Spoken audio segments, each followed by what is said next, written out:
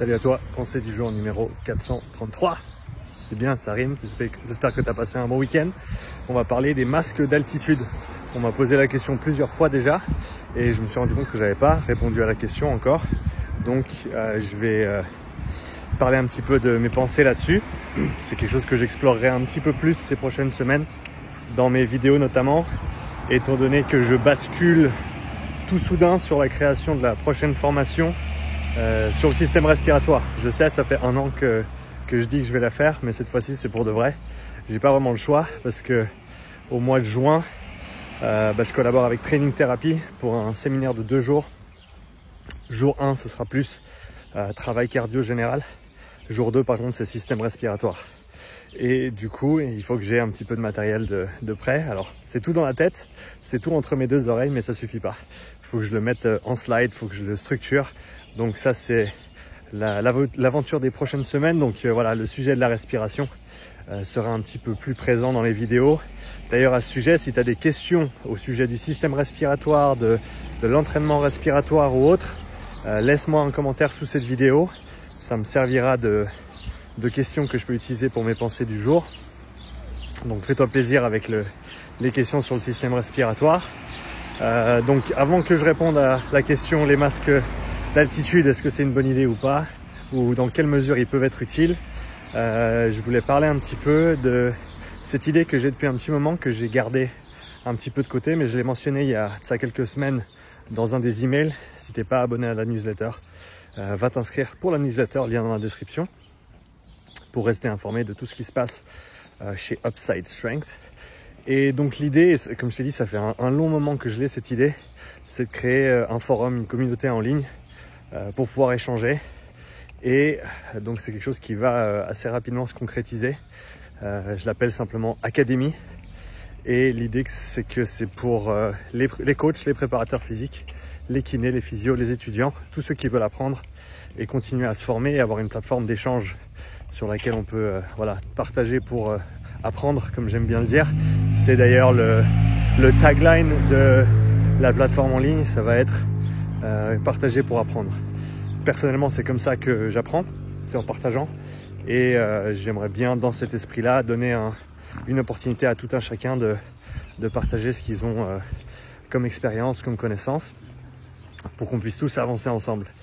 L'idée de cette communauté en ligne, c'est que ce sera un forum accès payant, pour quelque chose d'assez accessible, l'équivalent de 3 cafés Starbucks, on va dire ça comme ça. Et l'idée, c'est que chaque mois, il y aura alors déjà un question-réponse avec moi et un webinaire exclusif pour la communauté. Et donc chaque mois, il y aura un nouveau webinaire. C'est possible que les premiers mois, ce soit moi qui crée le webinaire. D'ailleurs, c'est certainement ce qui va se passer. Mais à l'avenir, je vais faire intervenir d'autres spécialistes pour qu'ils présentent sur leur sujet de prédilection. Et l'idée, c'est au fur et à mesure d'avoir plein de sujets qui sont abordés. Et ça va pas être uniquement autour du travail cardio. Il y aura vraiment des spécialistes de tout genre qui vont venir intervenir. Ce sera assez vaste. On va se concentrer dans les premiers temps sur les aspects techniques de l'entraînement, pour tout ce qui est du développement entrepreneurial, entreprise, marketing, vente, etc. Tu te dirigeras vers la plateforme Find, F-I-I-N-D, avec qui je collabore également. Flora et sa team qui sont eux du coup un peu plus axés sur cet aspect business, marketing. Moi je vais rester dans le technique un petit moment. Donc si c'est quelque chose qui t'intéresse, n'hésite pas à m'en faire part dans les commentaires. C'est quelque chose que je pense lancer déjà avec un groupe de membres fondateurs pour générer quelques idées et pour commencer à organiser la structure de la plateforme en elle-même et comment les choses vont fonctionner. Mais j'ai vraiment envie que les personnes qui font partie de la communauté et qui s'investissent dedans puissent avoir leur mot à dire par rapport à ça. Donc je pense qu'il y aura un lancement soft dans les prochains jours avec une vingtaine de personnes. J'ai déjà plusieurs personnes qui m'ont contacté par email suite à ma dernière newsletter qui parlait de cette communauté et qui ont mentionné être intéressés par cette idée et voulant en faire partie. Donc si toi aussi t'es intéressé, 1, laisse-moi un commentaire. 2, envoie-moi un email. Comme ça, tu seras dans les tout premiers. Et si ça t'intéresse de faire partie des membres fondateurs qui auront encore une fois leur mot à dire sur comment les choses sont organisées et comment les choses ont évolué, n'hésite pas à me le faire savoir. Donc sur le sujet des masques d'altitude, les masques d'altitude qui étaient assez populaires il y a quelques temps et qu'on voit encore, un petit peu moins, mais qu'on voit encore. Et donc on m'a demandé, voilà, les masques d'altitude, est-ce que ça sert à quelque chose, à quoi ça sert, comment on peut les utiliser. Donc la première chose dont il faut se rendre compte, c'est que les masques d'altitude ne simulent pas l'altitude. Donc déjà, c'est pas le bon nom, d'accord? Ils devraient s'appeler autrement, ces masques-là. J'ai pas assez réfléchi pour te dire comment ils devraient s'appeler. Mais en gros, pour t'expliquer le mécanisme, quand tu es en altitude, ce qui se passe, c'est qu'il y a moins d'oxygène dans l'air. Donc tu respires un volume d'air en litres par minute qui va être, disons qu'à ventilation égale, on va avoir une consommation d'oxygène qui va être moins importante du fait que la concentration d'oxygène dans l'air en altitude est moins importante qu'au niveau de la mer. Donc, alors oui, on va respirer plus du coup parce que on ressent ce besoin, ce manque d'oxygène. Après, ça dépend bien sûr à quelle altitude on se trouve, mais quoi qu'il arrive, c'est une des contraintes qu'on a quand on va en altitude, c'est ce manque d'oxygène par rapport à ce qu'on aurait au niveau de la mer. Ces masques dits d'altitude, mais qui ne le sont pas du coup, on va appeler ça un masque d'entraînement pour faire simple, restreignent simplement ton flux d'air, la quantité d'air que tu vas inspirer et expirer. Et donc rendre, si tu veux bien, le mouvement de respiration plus contraignant. En gros, c'est une surcharge de la ventilation ou du mouvement respiratoire de ventilation. C'est-à-dire que c'est comme si tu chargeais un squat. Là, on va charger le mouvement de ventilation, ce qui va faire que tu vas essayer de respirer, je sais pas, 60 litres, mais il y en a que 30 ou 40 qui rentrent et qui sortent du coup. Donc une des résultantes de tout ça, c'est que tu vas certainement avoir un peu plus de CO2 qui va être dans ton système parce que tu vas pas pouvoir en expirer autant que ce que tu aimerais. Donc autant sur l'inspiration, tu vas pas pouvoir faire rentrer autant d'air que tu as l'habitude. Autant sur l'expiration, ça va être difficile de faire sortir tout l'air. Et je suis pas sûr s'il y a certains masques qui te permettent d'appliquer une résistance seulement sur l'inspi ou seulement sur l'expi. Ça, faut que j'investigue un petit peu. D'ailleurs, je vais m'en procurer un prochainement pour faire tout ce qui est des tests en préparation pour la formation du système respiratoire. C'est un des sujets que j'aborderai bien entendu. Et donc voilà, c'est une charge que tu imposes sur ta respiration. Et du coup, en général, ces masques ils sont faits pour être portés pendant un effort physique. Je veux pas dire que c'est pas une bonne idée, parce que ça peut être une bonne idée pour certaines personnes dans certaines situations. C'est-à-dire que, putain, il est chiant Sean avec sa nuance, il peut pas nous donner un noir ou blanc, un oui ou non. Non, je te donnerai pas un oui ou non, je te donne de la nuance. Il n'y a que du contexte sur cette chaîne YouTube. Il n'y a absolument pas,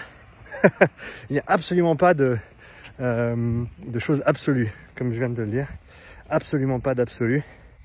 Je me rattrape et je me remets sur les rails de mon train de pensée. Donc, est-ce que ça peut être intéressant? Oui. Est-ce que c'est intéressant pour tout le monde tout le temps? Non. Laisse-moi te donner quelques précisions. Avant de charger un squat à 200 kg, 1, tu apprends à squatter. 2, tu squattes ce que tu peux squatter. Et éventuellement, si tu t'entraînes très très dur pendant plusieurs années, peut-être qu'un jour, tu lèveras 200 kg sur ton squat. Mais tu ne vas pas poser une barre de 200 kg sur le dos de quelqu'un qui a jamais fait un squat, qui sait pas squatter. Enfin, tu comprends un petit peu l'analogie. C'est la même idée avec ces masques d'entraînement, dits d'altitude.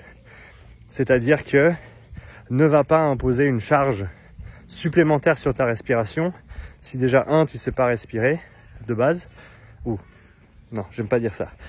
De 1, si ta mécanique respiratoire au repos et à l'effort n'est pas optimale, c'est-à-dire est-ce que tu sais bien utiliser ton diaphragme, est-ce que tu évites une respiration thoracique et avec les trapèzes, avec les épaules, avec les pecs, est-ce que tu arrives vraiment à bien utiliser ton diaphragme même dans un état de fatigue? Parce qu'au final, cette contrainte supplémentaire, eh ben, là où un effort serait peut-être à 6 sur 10 dans le domaine élevé, c'est tout à fait possible qu'avec cette contrainte supplémentaire, tu te retrouves assez rapidement dans le rouge. D'accord ? Et donc, c'est une contrainte supplémentaire que tu peux appliquer. Moi, je le verrais comme moyen d'entraînement assez avancé pour des gens qui ont déjà bien travaillé leur respiration au repos, leur respiration à l'effort également, leur respiration avec un outil tel que le Breathe Way Better pour développer leur coordination respiratoire. Une fois que tu as une bonne coordination, une fois que tu as une bonne mécanique respiratoire, une fois que tu peux maintenir cette coordination respiratoire même pendant un effort intense, eh ben, pourquoi pas dans certaines situations ajouter le masque pour élever la contrainte respiratoire sur un effort donné. Je pense que c'est tout à fait intéressant. C'est pas des choses que j'ai mis en place encore, parce que même avec les personnes que je suis depuis un petit moment, comme Claudia par exemple, qui utilise le Breathe Way chaque semaine, même là, on a encore pas mal de travail sur les fondamentaux à faire avant qu'on commence à aller trop loin avec des méthodes avancées telles que celle-ci. Pour ce qui est de la tolérance au CO2, je pense que des rétentions courtes, longues, en commençant avec des efforts peu intenses et en progressant ça sur d'autres intensités, comme décrit dans The Oxygen Advantage, je pense que ce serait un prérequis. Donc si tu n'as pas fait ce genre de travail de tolérance au CO2, aller rajouter un masque, ben, peut-être fais la tolérance au CO2 d'abord avec les bonnes progressions et ensuite va appliquer cette résistance externe et supplémentaire, cette contrainte supplémentaire. Pareil encore une fois sur l'inspiration. L'inspiration, c'est un mouvement qui est... Alors si on doit catégoriser inspiration, expiration, c'est plus facile de faire une bonne expiration parce qu'au final, tu te plies un petit peu vers l'avant, tu contractes bien tes abdominaux, tes obliques et en général, tu as un bon mouvement expiratoire. Le mouvement inspiratoire, lui, étant donné que c'est un mouvement qui est fait principalement avec le diaphragme, c'est aussi un mouvement qui peut être fait, c'est facile de le faire mal, ou c'est facile de mal le faire. Simplement parce que, dès le moment où tu fatigues, si t'es pas entraîné à ce niveau-là, tu peux avoir tendance à assez rapidement commencer à prendre avec tes épaules, commencer à avoir le torse qui monte et du coup ne plus utiliser de manière optimale ton diaphragme. Je te le rappelle, diaphragme, muscle inspiratoire principal, qui est un muscle qui est très fort, qui est un muscle qui est très endurant, alors que les muscles accessoires qu'on va utiliser avec cette respiration non optimale auront tendance à fatiguer plus vite. Ça va aussi changer la position de ton squelette, ta posture si on veut l'appeler comme ça, ce qui peut avoir d'autres répercussions, que ce soit en course à pied par exemple, sur ta mécanique de course, sur ton efficience, etc. Il y a d'autres paramètres qui rentrent en ligne de compte. Donc ce masque qui te restreint sur l'inspiration, si tu commences à l'utiliser d'entrée de jeu à des intensités trop élevées et que tu es vraiment en dette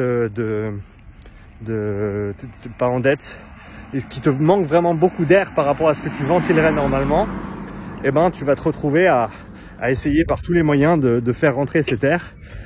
Et encore une fois, si tu n'es pas bien entraîné, tu vas avoir tendance à utiliser tes muscles respiratoires accessoires. Je suis pas là pour dire qu'il faut pas utiliser tes muscles respiratoires accessoires, comprends-moi bien, mais je veux dire qu'il y a eu un prérequis de bien respirer, de coordonner sa respiration de manière optimale avant de commencer à aller chercher des muscles accessoires et des mouvements qui vont être non optimaux. Donc pour conclure un petit peu sur ce masque d'entraînement dit d'altitude, ça ne réplique pas ce qui se passe en altitude. Malheureusement, ce serait génial si tu pouvais faire ça avec un masque. Ça va simplement restreindre l'air qui rentre et qui sort et du coup imposer une contrainte sur tes muscles respiratoires mais aussi sur ta coordination respiratoire. Donc là où je te conseille de l'utiliser, c'est si tu as déjà fait du travail respiratoire au repos, sans outils et avec outils, tels que simplement de la coordination respiratoire, est-ce que tu peux utiliser ton diaphragme de manière optimale?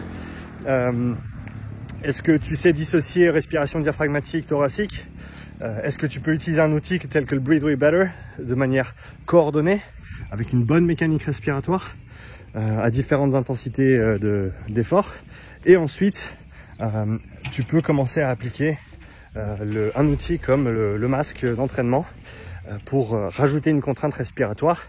Peut-être que tu peux, et ça c'est quelque chose que je testerai pour la formation sur le système respiratoire, est-ce que tu peux par exemple imposer un stimulus d'entraînement plus important sur un effort type tempo avec l'ajout d'un masque d'entraînement.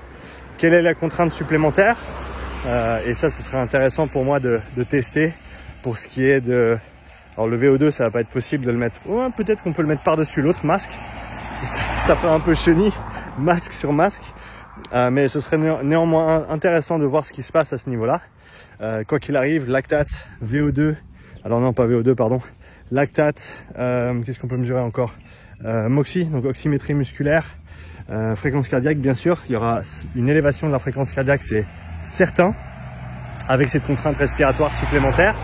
Un, pour une histoire de système nerveux. Deux, pour une histoire de charge mécanique, charge métabolique au niveau respiratoire. Donc on va avoir des changements au niveau des autres paramètres physio. Donc comme je t'ai dit, ce sera intéressant de les quantifier sur différents types d'efforts. Voilà, comme je te l'ai dit au début de la vidéo, si tu as des questions sur le système respiratoire ou l'entraînement respiratoire, c'est le moment de les poser parce que je vais commencer à plancher sur cette formation du système respiratoire qui arrivera normalement le mois prochain. Et puis je te rappelle que la communauté Upside Strength prend gentiment forme, prendra la forme d'un forum d'échange en ligne avec des webinaires chaque mois, des questions-réponses exclusives chaque mois. Et encore une fois, si ça t'intéresse, laisse-moi un commentaire ici, envoie-moi un email également, info@upsidestrength.com. Je me réjouis de te lire, j'espère que cette vidéo t'a plu.